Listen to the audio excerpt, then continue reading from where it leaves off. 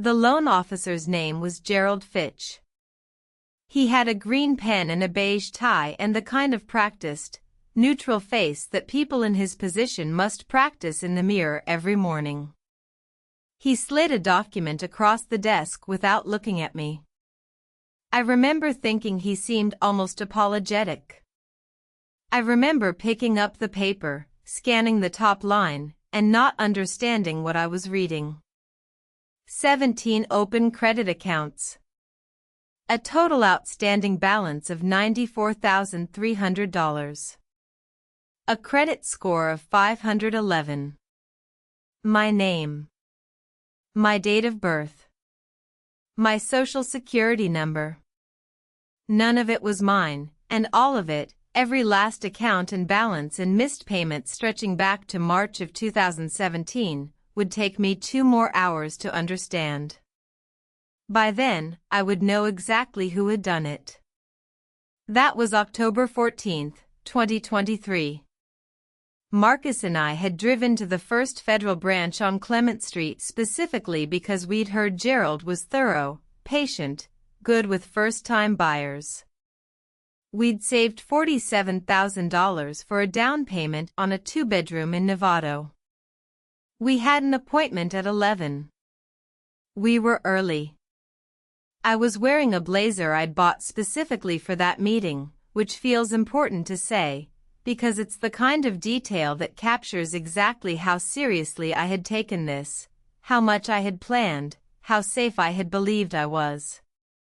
There was a number in that folder, one specific account opened on August 3, 2018, that I would not fully understand until later. Until I made a phone call I never thought I'd have to make. My sister Renata is 3 years older than me. We grew up in Daly City, 2 daughters of a woman who kept a whiteboard on the fridge that said family is the only bank that never closes. Our mother said it like it was gospel. Renata had it tattooed on her wrist in 2019. I remember going with her. I remember thinking it was beautiful.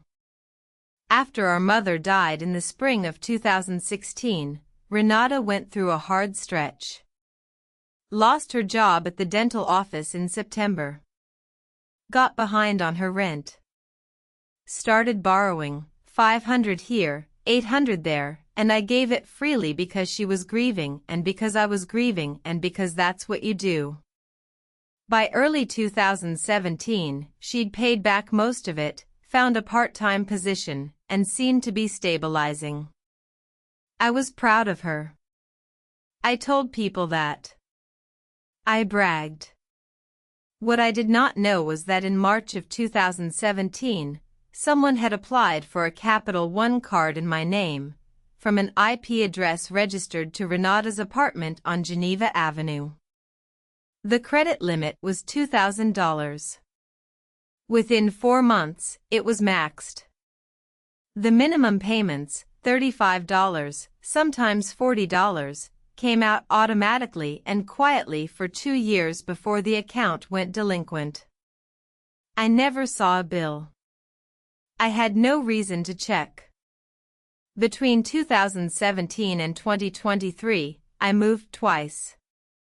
I changed jobs once. I met Marcus in the autumn of 2020, during the kind of locked-down, careful courtship that the pandemic made necessary. Through all of it, Renata was present. She came to my birthday. She helped me pack boxes when I left my apartment on Ocean Avenue. She met Marcus at Thanksgiving 2021 and hugged him and said he seemed like a good one. She sat at my table and ate my food and looked at me with the face of someone who loved me. I never pulled my credit report in those 6 years. I had a card I paid in full each month, a modest savings habit, and the comfortable assumption that a person who does everything right has nothing to fear. That assumption, it turns out, was the unlocked door she walked through every single time.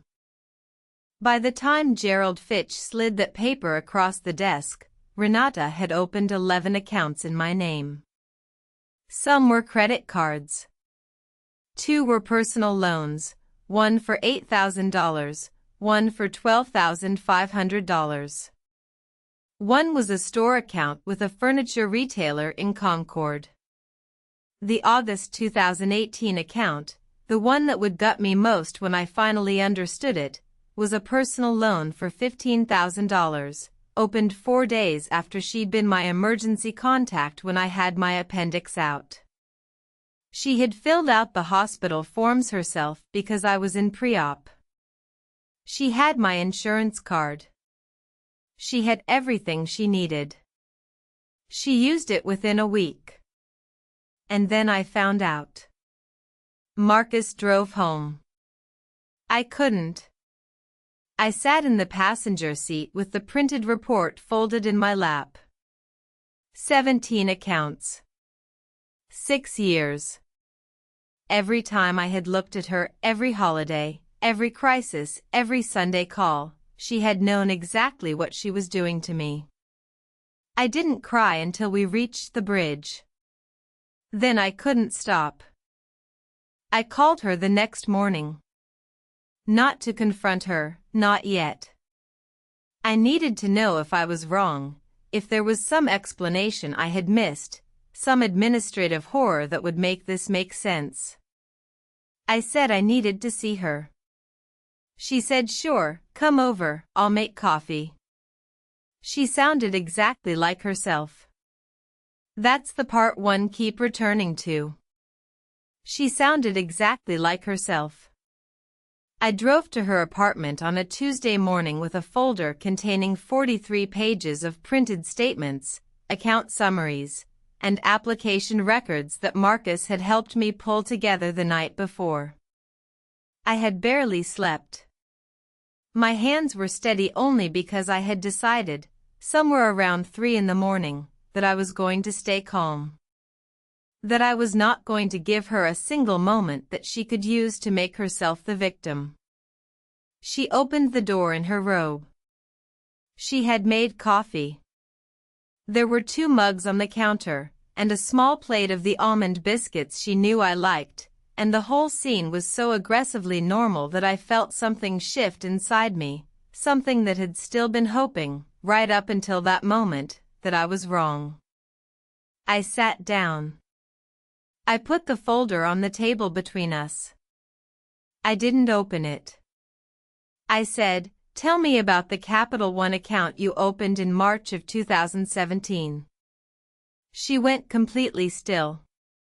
Not frozen with shock, still in the way a person goes still when they've been waiting for something and it has finally arrived. She said, "Danny." I said, "Tell me." What followed was 40 minutes that I will spend the rest of my life trying to unknow.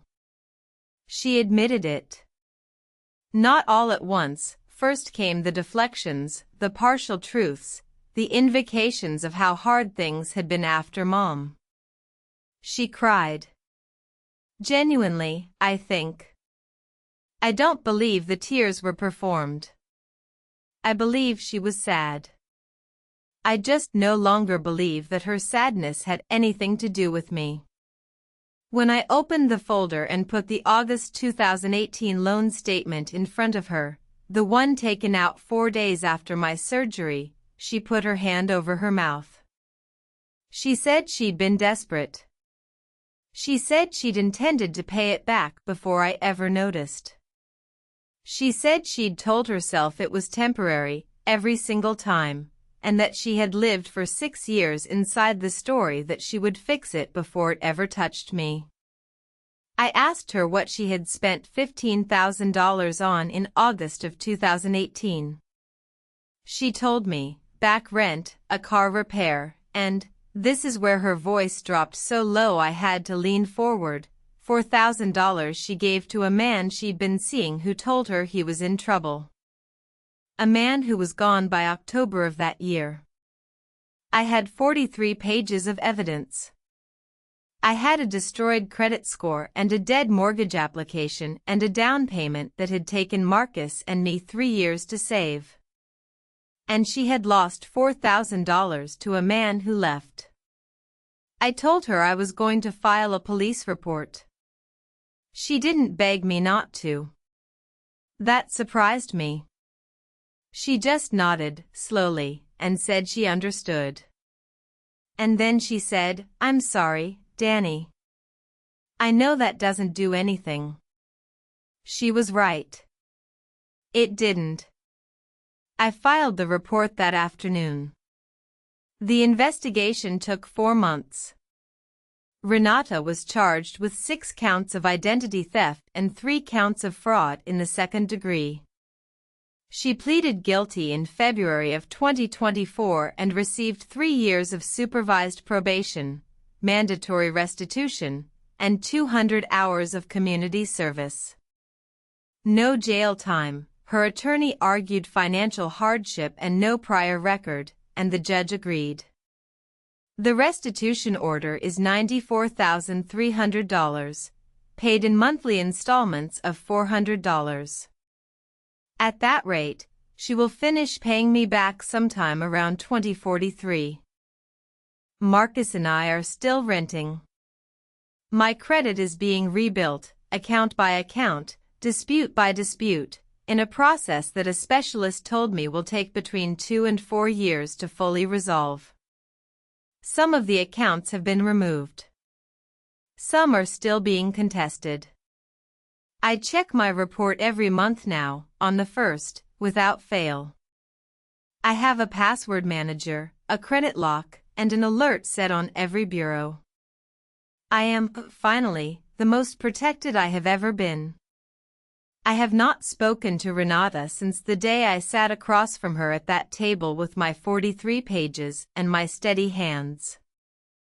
My mother's whiteboard is still somewhere in storage. I think about it sometimes.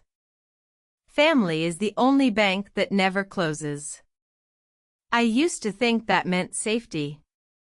Now I understand it differently. It means access. It means that the people closest to you can always find a way in, because you left the door open for them. Because you never once imagined you'd need to lock it. She didn't steal my identity.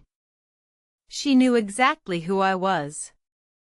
She just decided that what I had was worth more to her than I was.